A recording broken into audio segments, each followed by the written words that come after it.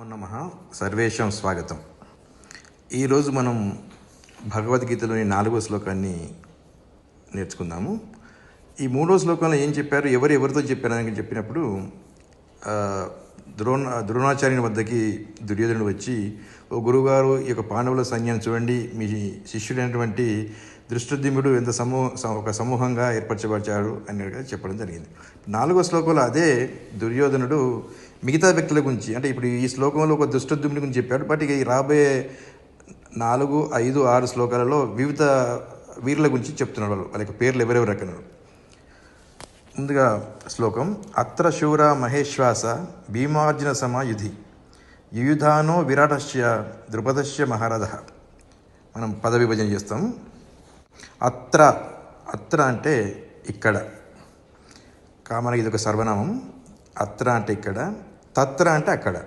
So ఈ విధంగా మనం ఒక్కొక్క పదాన్ని కూడా మనం సంస్కృతంలో నేర్చుకోవడానికి ప్రయత్నం చేద్దాము. క్షమితవ్యం, ఇక్కడ స్పెల్లింగ్ మిస్టేక్ వచ్చిందా, ఇక్కడికి బదులు అక్కడ టైప్ పడ్డది, క్షమించాలి.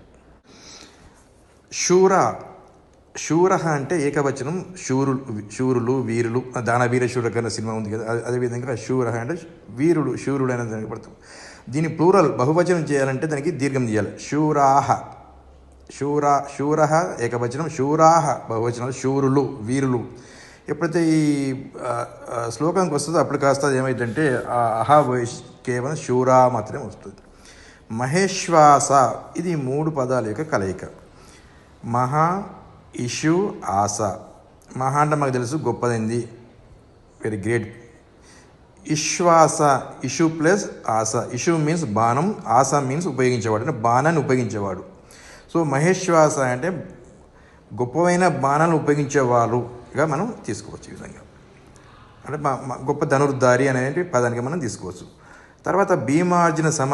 భీమ అంటే భీముడు, అర్జున్ అంటే అర్జునుడు, సమ అంటే ఈక్వల్, సరి సమానమైన యోధులు. ఆ విధంగా ఎవరు?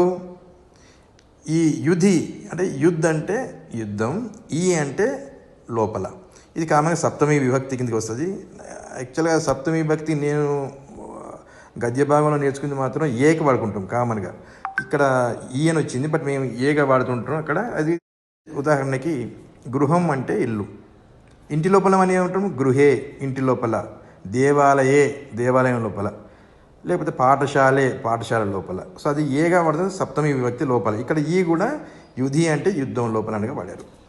యుయుధానః, ఇది ఒక కొత్త పదం. అంటే చాలా వరకు మహాభారతంలో వివిధ యోధులకు రకరకాల పేర్లు ఉంటాయి. ఒక్కొక్క వ్యక్తికి 10 పేర్లు 12 పేర్లు ఉంటాయి. అర్జునుడికి చాలా పేర్లు ఉన్నాయి, 15, 16 పేర్లు ఉంటాయి. శ్రీకృష్ణునికి అయితే ఇక వారు మహావిష్ణువు కాబట్టి ఒక 1000 సహస్రనామాలు, 1000 నామాలు ఉంటాయి. సో ఇక్కడ యుయుధానః అనేది సాత్యకి. సో ఈ సాత్యకి ఎవరు? శ్రీకృష్ణుని యొక్క తమ్ముడు. సో అతను కూడా ఉన్నాడు.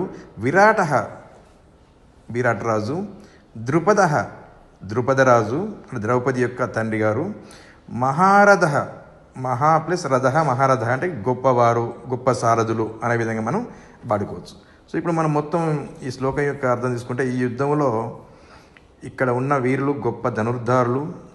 భీముడు మరియు అర్జునుడికి సమానమైనటువంటి సాత్యకి, విరాటుడు మరియు మహారథి అంటే ద్రుపదులు కూడా ఉన్నారని చెప్పడం జరిగింది ఇక్కడ.